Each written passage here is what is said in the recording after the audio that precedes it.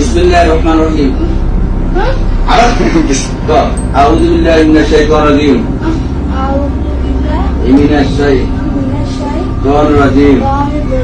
Bismillahirrahmanirrahim. Kalimah thayyibah. কইছে আমার মাইয়া বুগা ইজ্জত একদছে আমার মাইয়া ইজ বাড়ি ছাড়া তারপর ঘরে আমার যে জিনিসপাতি টাকা পয়সা ছিল এই আইসগুলো ইয়ে গেছে।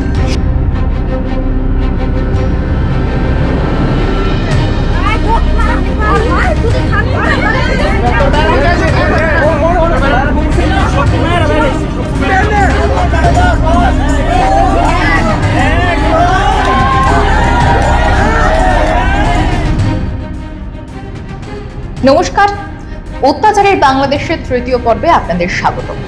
কেমন আছে বাংলাদেশের মেয়েরা, মায়েরা, বোনেরা? বাংলাদেশে মেয়েদের হাল হকিকত নিয়ে অত্যাচারের বাংলাদেশের তৃতীয় পর্ব। প্রশ্ন যদি হয় বাংলাদেশে কি এখন মেয়েরা সুরক্ষিত, এক কথায় উত্তর হচ্ছে না। ইউনুসপন্থীরা যতই সব ঠিক আছে বলে চিৎকার করুন আর কিছু মানুষ ভয়ে মুখ বন্ধ করে রাখুন, তাতে বাস্তব চিত্রটা বদলে যাবে না। ছবি কথা বলে।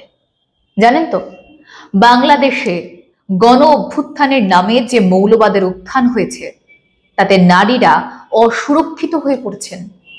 এখন মেয়েদের ওদের মতো করে চলতে হবে, ফতোয়া মানতে হবে, না হলেই ব্যাস ইরাক, সিরিয়া বা আফগানিস্তানের মতো প্রকাশ্যে বিচার হবে। হচ্ছেও। কি সেই বিচার? বেতের আঘাত করে প্রকাশ্যে মারধর। কপাল খুব ভালো হলে কান ধরে ওঠবোস করানো হবে। মান সম্মান ধুলোয় মিশে যাবে। মাস তিনেক আগের ঘটনা আপনাদের নিশ্চয়ই মনে আছে। না মনে থাকলে একবার মনে করিয়ে দিই। এক নারী পর্যটক বাংলাদেশের সবচেয়ে জনপ্রিয় পর্যটন কেন্দ্র কক্সবাজারে গিয়েছিলেন। তাকে ঘিরে ধরে মৌলবাদী নীতি পুলিশের দল কিছু প্রশ্ন বা জিজ্ঞাসাবাদ করে। বাড়ি কোথায়, কেন এসেছেন, নানা প্রশ্ন করা হয় তাকে। তার অপরাধ, তিনি একা কক্সবাজার গিয়েছিলেন, তার সঙ্গে কেউ ছিলেন না। আসলে তিনি হয়তো বুঝতে পারেননি বাংলাদেশে এখন আর আইনের শাসনটা নেই। ব্যাস, সদুত্তর দিয়েও রেহাই নেই। শেষে বলা হলো তার পোশাক নাকি শোভন নয়। সেই অভিযোগে তাকে কান ধরে ওঠবোস করানো হয়। বাংলাদেশের আইনে এই শোভন অশোভনের ব্যাখ্যা নেই, কিন্তু নীতি পুলিশের কাছে আছে। তারাই ঠিক করে দেবে কে কি পরবে, কে কি পরবে না। মানে শরীর আপনার, কিন্তু আপনি আপনার ইচ্ছে মতন পোশাক পরতে পারবেন না। আর ওই পর্যটক যে পোশাক পরেছিলেন তার চেয়ে অনেক বেশি খোলামেলা পোশাক দেশি বিদেশি পর্যটকরা গণতান্ত্রিকভাবে নির্বাচিত সরকারের আমলে ওই পর্যটন কেন্দ্রে কিন্তু পরেছেন। পরে দিব্যি ঘুরে বেরিয়েছেন। তখন রাস্তায় পাহারা দেওয়ার জন্য পুলিশ থাকতো, আর এখন পর্যটকদের বিরক্ত করার জন্য নীতি পুলিশের দল আছে। তাই বিদেশি পর্যটকরা অশান্ত বাংলাদেশে যাচ্ছেন না। যারা বোরখা নাকাবে অভ্যস্ত নন তারা এখন কক্সবাজারে কিংবা যে কোনো পর্যটন কেন্দ্র এড়িয়ে যাওয়াই পছন্দ করছেন। নারী নিপীড়নের ঘটনা পর্যটন কেন্দ্র অবধি সীমিত নয়, নিঃশ্বাস ফেলছে একেবারে দুয়ারে। বাংলাদেশের দুয়ারে সরকার না থাক, দুয়ারে জামাত ঠিকই আছে। এই মোল্লা বাহিনী একেবারে তালিবানি কায়দায় মাইকে প্রচার করে গিয়েছে, বলে গিয়েছে মেয়েরা রাস্তাঘাটে একা বেরোতে পারবে না, সঙ্গে মেহরাম রাখতে হবে।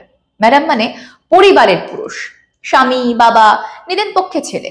মানে আপনার বয়স ধরুন 40 পেরিয়েছে, কিন্তু আপনি একা বেরোতে পারবেন না। বাড়ির কচি কাঁচা ছেলে হলেও চলবে, শরিয়ত মেনে সঙ্গে রাখতে হবে তাকে। মানে আপনার স্বাধীন সত্তাকেই একেবারে অস্বীকার। না মানলে বেত, কানমলা পরের কথা। সত্তাকে অস্বীকার কত বড় মানসিক অপমান ভাবুন। বাংলাদেশের সমাজ তো এমন ছিল না। কৃষ্টি সংস্কৃতি 1 বছর আগে পর্যন্ত এমন ছিল না। কিন্তু ধর্মীয় উন্মাদনার আড়ালে মধ্যযুগীয় বর্বরতা নামিয়ে আনা হচ্ছে বাংলাদেশের সমাজে। বলি হচ্ছেন কারা? মেয়েরা।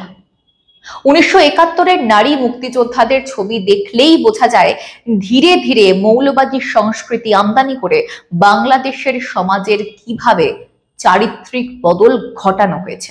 মানবাধিকার কর্মীরা বলছেন, বাংলাদেশে নারী নির্যাতনের বিরুদ্ধে কঠোর আইন থাকলেও এখন সেই আইনের প্রয়োগ হচ্ছে না। নারীদের প্রতি হিংসার ঘটনা কমছে না, বরং সাম্প্রতিক সময়ে নারী নির্যাতন বেড়ে গিয়েছে। নারীদের প্রতি হিংসার এই উদ্বেগজনক চিত্রের কথা তুলে ধরতে বাংলাদেশে একসময় পালিত হতো রাষ্ট্রসংঘের নারীর প্রতি হিংসা দূরীকরণে আন্তর্জাতিক দিবস। কিন্তু এখন সেই সব অতীত। এখন চলে শুধুই ফতোয়া। হাসিনার সময় কি মেয়েরা খুব সুরক্ষিত ছিল? সেই চিত্রটা পাওয়া যাবে বাংলাদেশ পুলিশের পরিসংখ্যান দেখলে।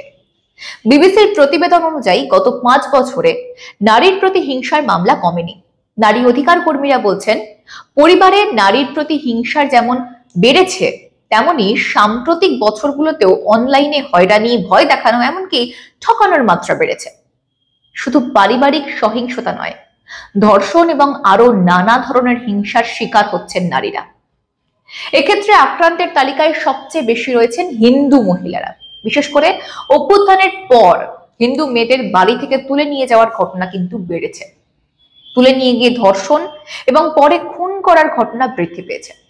জোর করে হিন্দু মেয়েদের ধর্মান্তরিত করা হচ্ছে।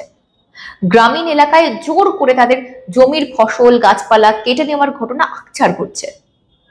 আগে তবু সংবাদ মাধ্যমে হিন্দু নির্যাতনের ঘটনা কিছুটা হলেও ছাপা হতো, কিন্তু ইউনূস জামানায় মিডিয়াকে সেন্সর করে দেওয়ায় এই ঘটনাগুলো প্রকাশ করার সাহস পাচ্ছেন না বাংলাদেশের সংবাদ মাধ্যমগুলো।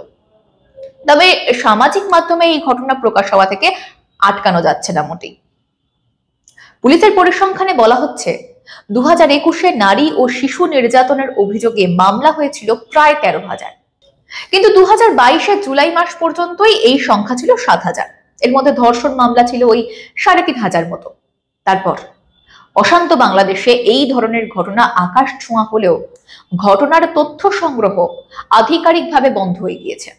ইউনূস জামানায় তো এই সংক্রান্ত তথ্য সরকারিভাবে সংগ্রহ করা বন্ধ করে দেওয়া হয়েছে। অত্যাচারের সব ঘটনাকেই গল্প, উপন্যাস বলে আগেই উড়িয়ে দিয়েছেন ইউনূস মিয়া। মানবাধিকার কর্মীরা বলছেন, অনলাইন প্ল্যাটফর্মেও মেয়েদের প্রতি যৌন হয়রানি এবং যেগুলো শেষ পর্যন্ত হিংসার রূপ নেয় সেগুলো বেড়েছে। মানবাধিকার সংস্থা আইন ও সালিশি কেন্দ্রের নীনা গোস্বামী বহু বছর ধরে নারীর প্রতি হিংসার বিরুদ্ধে কাজ করছেন। তিনি বলছেন, অনেক মামলার রায় হয় কিন্তু শেষ পর্যন্ত কার্যকর হয় না, ফলে নারীর প্রতি হিংসা থামছে না। যাদের বিরুদ্ধে নির্যাতনের অভিযোগ আসে তাদের অনেকেই ক্ষমতাবান, তারা কোনোভাবেই এসব রায় বাস্তবায়নের দিকে যেতে দেয় না। অনেক সময় নথিও গায়েব হয়ে যায়। একথা আমরা বলছি না, বলছেন নীনা গোস্বামী। মামলাগুলোর পরিণতি শেষ পর্যন্ত কি হচ্ছে সেটি নিয়ে সঠিক মনিটরিং নেই বলে উল্লেখ করেন তিনি। বর্তমানে শিক্ষা প্রতিষ্ঠানেও নারীরা সুরক্ষিত নন। বাংলাদেশে কিছুদিন আগে মেয়েদের পড়াশোনা করা হারাম এই হুঁশিয়ারি দিতে দেখা গিয়েছে ইসলামী মৌলবাদীদের। লাঠি সোটা হাতে পড়ুয়া মেয়েদের রীতিমতো ভয় দেখায় তারা। ভাবুন কি চলছে বাংলাদেশে। হাসিনার আমলে কি সব ভালো ছিল? একেবারেই না। ইডেন কলেজ সহ বহু কলেজে ছাত্রলীগের নেতাদের বিরুদ্ধে অভিযোগ ছিল কলেজ ছাত্রীদের জোর করে শয্যা সঙ্গিনী বানাতো ছাত্রলীগের নেতারা। একই অভিযোগ করত বিভিন্ন বিশ্ববিদ্যালয়ের ছাত্রলীগের নেতাদের বিরুদ্ধেও। আবার অনেকে নেত্রী হওয়ার স্বপ্ন নিয়েও ছাত্রলীগের নেতাদের গার্লফ্রেন্ড হয়ে যেত। তবে মোটের উপর একটাই কথা, আর যে কথাটা অস্বীকার করা যায় না একেবারে, যে বাংলাদেশে কোনোদিনই র্যাগিং ফ্রি পরিবেশ এবং মেয়েদের জন্য নিরাপদ পরিবেশ ছিল না। ইউনূস আমলে সেই অবস্থা আরো খারাপ হয়েছে। এখন তো আবার যে কাউকে ছাত্রলীগ সমর্থক তকমা নিয়ে মারধর, খুন করা যেন জায়েজ হয়ে গিয়েছে। বিশেষ করে হিন্দুদের আওয়ামী লীগের সমর্থক এই তকমা দেওয়া এবং তারপর নির্যাতন যেন রীতি হয়ে উঠেছে বাংলাদেশে। ইউনূসের কাছে এসব কথা গল্প, উপন্যাস হলেও বাংলাদেশের ভাবমূর্তির জন্য এই ঘটনা একেবারেই ভালো নয়। এই কালো দিন দ্রুত বাংলাদেশ থেকে বিদায় নিক, এটাই চায় বাংলাদেশের বেশিরভাগ জনতা, যাদের কণ্ঠ আজ বন্ধ। আজ এই পর্যন্তই। দেখা হচ্ছে অন্য কোনো এপিসোডে, অন্য কোনো পডকাস্টে আপনাদের সঙ্গে। ততক্ষণ পর্যন্ত সঙ্গে থাকুন, দেখতে থাকুন মাধ্যম।